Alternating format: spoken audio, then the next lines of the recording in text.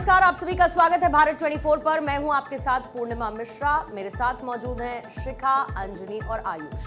सबसे पहले बात जीएसटी काउंसिल की 56वीं बैठक की करते हैं, जिसमें आम आदमी को बड़ी राहत देते हुए रोजमर्रा की जरूरत की वस्तुओं पर टैक्स में भारी कटौती की घोषणा की गई है। वित्त मंत्री निर्मला सीतारमण ने 3 सितंबर को नई दिल्ली में आयोजित बैठक के बाद ये बताया कि पनीर, छेना और सभी तरह के भारतीय रोटी जैसे कि पराठा, रोटी, खाखरा पर जीएसटी पूरी तरीके से हटा दिया गया, जो पहले 5% या 18% था। इसके अलावा दैनिक उपयोग की वस्तुएं जैसे कि हेयर ऑयल, टूथपेस्ट, शैम्पू, साबुन, टूथब्रश पर जीएसटी को 18% से घटाकर 5% कर दिया गया। ये नई दरें 22 सितंबर से लागू होंगी। जीएसटी काउंसिल ने कर संरचना को सरल करते हुए 4 स्लैब 5, 12, 18 और 28 को घटाकर सिर्फ 2 स्लैब कर दिया, 5 और 18, और जिससे जीएसटी 2.0 कहा जा रहा है। तंबाकू, पान मसाला और सिगरेट जैसे सिन गुड्स पर 40% टैक्स रहेगा। इसके साथ ही छोटी कारें जिसमें 350 सीसी से कम की मोटरसाइकिल, टीवी और एयर कंडीशन जैसे उत्पादों पर जीएसटी 28% से घटाकर 18 कर दिया गया। 33 जीवन रक्षक दवाओं और आवश्यक दवाओं को जीएसटी से पूरी तरीके से मुक्त किया गया, जिससे स्वास्थ्य सेवाएं सस्ती होंगी। जो रिफॉर्म्स आज हुए हैं उसमें नंबर 1, 3 दिन के अंदर आप रजिस्टर हो सकते हैं। ईज ऑफ बिजनेस, जो छोटी कंपनियां हैं वो उनकी ईज ऑफ बिजनेस कितनी बढ़ जाएगी आप जरा चिंता करिए। टेक्सटाइल एपरल्स की, बाकी सारी छोटी बिजनेस की ईज ऑफ बिजनेस बढ़ जाएगी। और हम सब के जिंदगी में ईज ऑफ लिविंग, टूथपेस्ट, साबुन, तेल से लेकर गाड़ी, मोटर इत्यादि तक, टीवी, फ्रिज से लेकर पेंसिल, इरेजर, ज्योमेट्री बॉक्स, बच्चों के नोटबुक, ये सारी चीजें, एक है ना थोड़ा है थोड़े की जरूरत है। आप बच्चे की पेंसिल और बच्चे की इरेजर, बच्चे के नोटबुक, बच्चों का ज्योमेट्री बॉक्स, इसे भी छोटा मत समझिए। इन पे भी जो भारी रिडक्शन हुई है, लगभग 0 पे लाके खड़ा किया गया है जीएसटी इस पे, ये हमारी आम जिंदगी को बदलता है। ये केवल एक रिफॉर्म्स नहीं है, रिफॉर्म तो एक अंग्रेजी शब्द है, ये खुशियों का बयार है। ये एक बहुत बड़ी चेंज है और मुझे लगता है जिन लोगों को यह असंभव लगता था कि कभी हम जीएसटी ला पाएंगे, उनके लिए भी ये सोचने का विषय है। वहीं दूसरी ओर कांग्रेस ने इसे लेकर के सरकार पर निशाना साधा। पार्टी अध्यक्ष मल्लिकार्जुन खड़गे ने आम लोगों द्वारा एकत्रित किए गए करों से रिकॉर्ड जीएसटी संग्रह का जश्न मनाने के लिए केंद्र पर निशाना साधा और कहा कि पहली बार किसानों पर कर लगाया गया है। खड़गे ने यह भी कहा, आज वही भाजपा सरकार रिकॉर्ड जीएसटी संग्रह का जश्न मना रही है, मानो आम लोगों से कर वसूलना कोई बड़ी उपलब्धि हो। देश के इतिहास में पहली बार किसानों पर कर लगाया गया। कांग्रेस अध्यक्ष ने कहा है कि सरकार ने एक राष्ट्र एक कर को एक राष्ट्र नो कर में बदल दिया है। उन्होंने कहा कि कांग्रेस पार्टी एक दशक से जीएसटी में सुधारों की वकालत करती आई है। मल्लिकार्जुन खड़गे ने एक्स पर लिखा है, करीब 1 दशक से कांग्रेस जीएसटी के सरलीकरण की मांग करती रही है। वहीं वित्त मंत्री के मुताबिक ये जीएसटी सुधार न सिर्फ उपभोक्ताओं के लिए राहत लेकर आएगा, बल्कि उद्योगों और छोटे व्यवसायों के लिए भी कारोबार को आसान बनाएगा। वित्त मंत्री ने इसे दिवाली गिफ्ट करार देते हुए कहा कि ये सुधार आत्मनिर्भर भारत और कारोबारी सुगमता को बढ़ावा देंगे। विशेषज्ञों का मानना है कि कर कटौती मुद्रास्फीति यानी इन्फ्लेशन को कम करने और उपभोग मांग को बढ़ाने में मदद करेगी, खासकर तब जब खाद्य मुद्रास्फीति, खाद्य महंगाई जो है -1.76% के निचले स्तर पर है। Common man and middle class items में there is a complete reduction from 18 or from 12 to 5%. I list out those items, all of whom have come to 5% from either 18 or from 12. Common man items such as hair oil, toilet soap, soap bars, shampoos, toothbrushes, toothpaste, bicycles, tableware, kitchenware and other household articles have all come to 5, whether they were in 18 or whether they were in 12. Uttar Pradesh के मुख्यमंत्री योगी आदित्यनाथ ने 4 सितंबर 2025 को गोरखपुर के गीडा गोरखपुर औद्योगिक विकास प्राधिकरण क्षेत्र में 2251 करोड़ रुपए की विकास परियोजनाओं का लोकार्पण और शिलान्यास किया। इस कार्यक्रम में उन्होंने कोका कोला के 700 करोड़ रुपए के बॉटलिंग प्लांट का शिलान्यास किया, जो कि अमृत बॉटलर्स प्राइवेट लिमिटेड को सेक्टर 27 में 40 एकड़ जमीन आवंटित कर स्थापित किया गया था। आइए इसी बीच में आपको लिए चलते हमारे sister concern channel first India. आपका एक लंबा अनुभव है, आपको फिर यहां से उड़ीसा जाना है, लेकिन मैं उड़ीसा के अंदर था तो मैंने माननीय मंत्री जी से आगे कहा कि कोटा आना है, क्योंकि माननीय मंत्री जी ने कहा कि धन का कोई अभाव नहीं, जनजाति क्षेत्र के विकास के लिए, जनजाति क्षेत्र के आधारभूत विकास हो, चाहे शिक्षा का विकास हो, चिकित्सा का विकास हो, और भारत सरकार ने एक ऐसी योजना बनाई है जिस योजना के तहत धरती आबा के तहत 1 लाख से ज्यादा रुपया है, और मैंने भी 100 करोड़ रुपया अभी तक यहां पर इस कोटा बूंदी सांसद इलाके में खर्च हो चुका है। आने वाले समय के अंदर जनजाति क्षेत्र के अंदर सभी विद्यालय अच्छे हो, वहां क्वालिटी की एजुकेशन हो, इंफ्रास्ट्रक्चर अच्छे हो, कंप्यूटर लैब हो, तकनीकी शिक्षा पढ़ाई जा सके। इसके लिए धरती आबा के तहत सभी आदिवासी इलाकों के विद्यालयों के लिए हमने भी प्रस्ताव भेजे हैं। अब माननीय मीणा साहब मांग कर रहे हैं, पर विभाग के मंत्री, मैंने इनको कहा कि राज्य सरकार अगर यूसी दे दे तो अभी करोड़ों रुपया दिल्ली से आ सकता है। अभी भी कई करोड़ों के प्रस्ताव अटके हुए हैं। आप निश्चित हैं, माननीय मंत्री जी ने कहा है, हम इतना ही नहीं, हमारी योजना ये है कि इस आदिवासी क्षेत्र की सब बच्चियां अच्छी पढ़े। इससे पहले जिला हेडक्वार्टर पर और फिर उपखंड स्तर पर भी महिला छात्रावास बनाना चाहते हैं। मुझे याद है कि गांव तो उत्तर प्रदेश के मुख्यमंत्री योगी आदित्यनाथ ने गोरखपुर को करीब 2000 करोड़ की योजनाओं का तोहफा दिया और गीडा की कोलेस्टर आवासीय योजना सेक्टर 11 के लिए 400 करोड़ रुपए की लागत से विकसित 242 भूखंडों के आवंटन पत्र को भी वितरित किया। इस योजना के तहत 496 आवेदन प्राप्त थे, जिनका आवंटन ई लॉटरी के जरिए किया गया। इसके अतिरिक्त 281 करोड़ रुपए की अवस्थापना विकास परियोजना जैसे सड़क, नाली, पुलिया, स्ट्रीट लाइट और विद्युत तंत्र और लोकार्पण को शिलान्यास भी उन्होंने किया है। गीडा में औद्योगिक अपशिष्ट प्रबंधन के लिए 93.52 करोड़ रुपए की लागत से 4 MLD क्षमता वाले कॉमन एफ्लुएंट ट्रीटमेंट प्लांट का शिलान्यास शामिल है।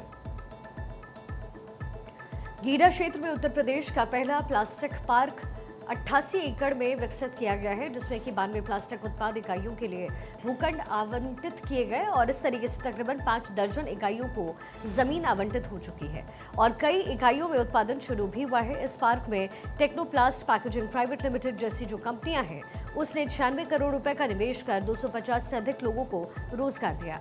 ये परियोजना गोरखपुर को औद्योगिक हब के रूप में स्थापित करने में महत्वपूर्ण भूमिका निभा रही है। मुख्यमंत्री योगी आदित्यनाथ ने इस मौके पर गोरखपुर को निवेश का प्रमुख केंद्र बनाने की अपनी प्रतिबद्धता को दोहराया। उन्होंने कहा कि गीडा गोरखपुर में पिछले 5 साल में 10,000 करोड़ रुपए से ज्यादा के निवेश प्रस्ताव को धरातल पर उतारा गया। हजारों रोजगार सृजित किए गए। पेप्सिको की फ्रेंचाइजी वरुण बेवरेजेस के 1100 करोड़ रुपए के बॉटलिंग प्लांट के बाद अब कोका कोला और अन्य बड़े निवेशकों जैसे अडानी और रिलायंस की रुचि भी गोरखपुर को वैश्विक औद्योगिक नक्शे पर ला रही है।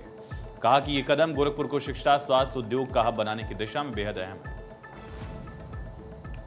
टेक्नोप्लास्ट पैकेजिंग प्राइवेट लिमिटेड ने यहां पर अपना निवेश किया और उन्होंने इसके माध्यम से यहां पर जो निवेश किए हैं, उस निवेश के माध्यम से उन्होंने यहां के माध्यम से जो कार्य उन्होंने आगे बढ़ाने का कार्य किया है।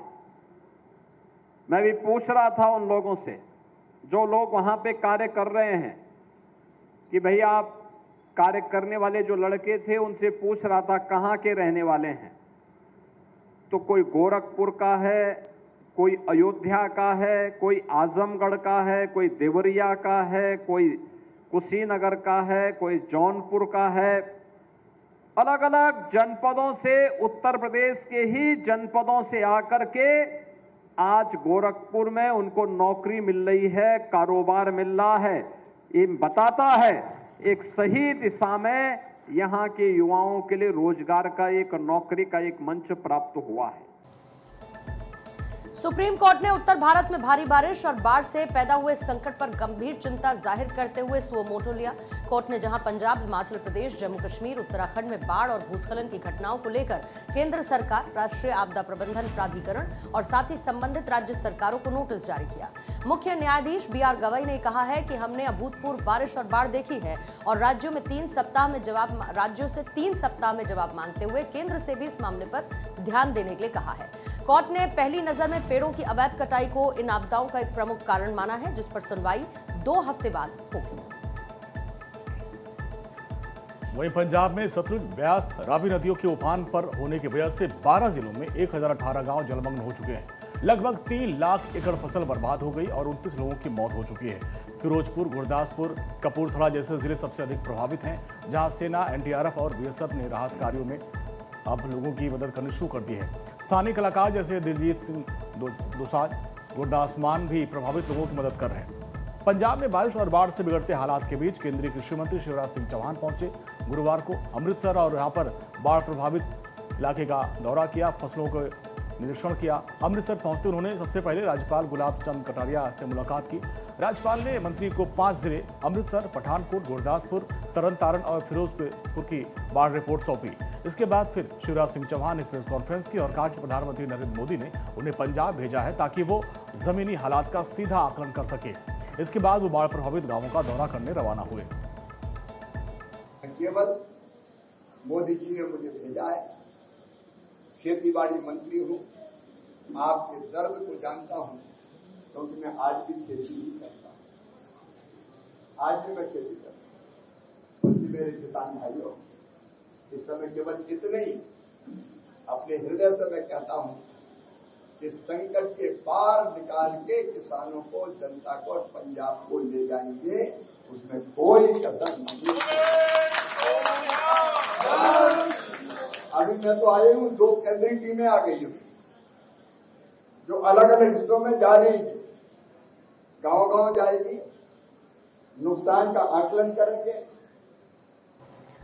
हिमाचल प्रदेश में मानसून ने भारी तबाही मचाई है, जहां पर 51 फ्लैश फ्लड, 45 बादल फटने की घटनाएं भी हैं और 95 बड़े भूस्खलन दर्ज किए गए। 666 सड़कें बंद हैं और 4000 से अधिक घर पूरी तरीके से तबाह हो गए। चंबा का इलाका, कांगड़ा और कुल्लू जैसे जिलों में रेड अलर्ट जारी है और स्कूल, कॉलेज बंद कर दिए गए। मौसम विभाग ने अगले कुछ दिनों तक भारी बारिश की चेतावनी दी है।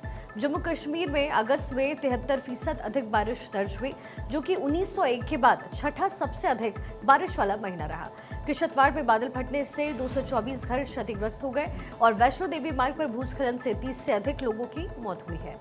वहीं चिनाब और तवी नदी के बढ़ते जलस्तर ने रामबन और उधमपुर में बाढ़ की स्थिति को पैदा किया है। उत्तराखंड में भी यमुना, गंगा नदियों का जलस्तर खतरे के निशान को पार कर गया। उत्तरकाशी, देहरादून, चमोली जैसे जिलों में भारी तबाही हुई। गंगोत्री यमुनोत्री हाईवे भूस्खलन के कारण बंद है। चारधाम यात्रा 5 सितंबर तक स्थगित है और मौसम विभाग ने सितंबर में 109% अधिक बारिश की चेतावनी दी।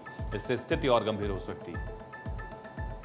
सिंगापुर के प्रधानमंत्री लॉरेंस वोंग 2 सितंबर को 3 दिवसीय आधिकारिक दौरे पर भारत पहुंचे, जहां पर उन्होंने आज नई दिल्ली के हैदराबाद हाउस में प्रधानमंत्री नरेंद्र मोदी के साथ द्विपक्षीय वार्ता की। इस मुलाकात में दोनों नेताओं ने भारत सिंगापुर संबंधों को और मजबूत करने के लिए कई महत्वपूर्ण क्षेत्रों में सहयोग बढ़ाने पर सहमति जताई। दोनों देशों ने 2024 में अपने कूटनीतिक संबंधों को व्यापक रणनीतिक साझेदारी के स्तर तक उन्नत किया था और इस दौरे में 2025 में दोनों देशों के बीच 60वें राजनयिक संबंध वर्ष को चिन्हित करने का अवसर प्रदान किया। इस मुलाकात में वित्त, डिजिटल नवाचार, कौशल विकास, नागरिक उड्डयन, समुद्री सहयोग और अंतरिक्ष प्रौद्योगिकी जैसे क्षेत्रों में कई उच्च स्तरीय समझौतों पर हस्ताक्षर होने की उम्मीद है।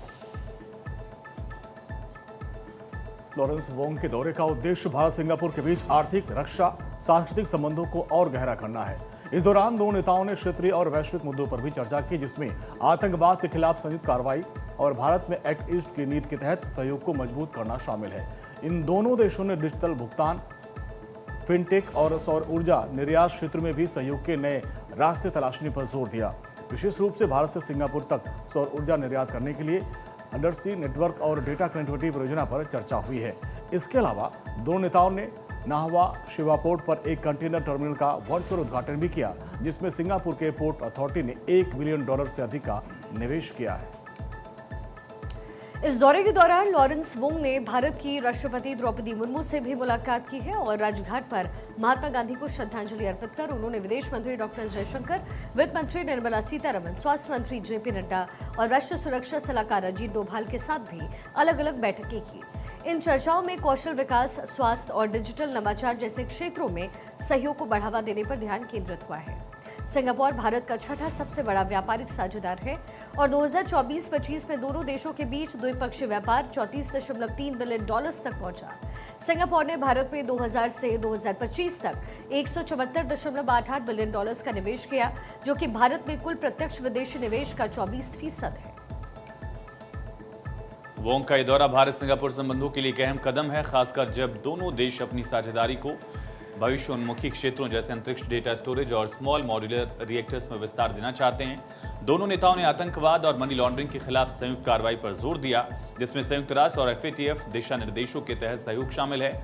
लॉरेंस वोंग ने भारतीय व्यापारियों के साथ एक गोलमेज सम्मेलन में भी भाग लिया और नई दिल्ली में सिंगापुर वासियों के साथ SG60 समारोह में शामिल हुए।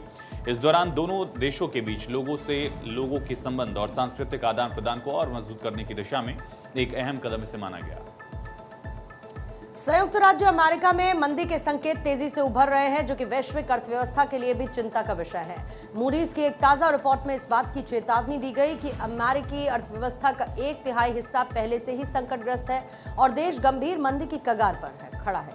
अगस्त 2025 में अमेरिकी विनिर्माण क्षेत्र में लगातार छठे महीने गिरावट दर्ज की गई, जिसका प्रमुख कारण डोनाल्ड ट्रंप प्रशासन की टैरिफ नीतियों को बताया जा रहा है।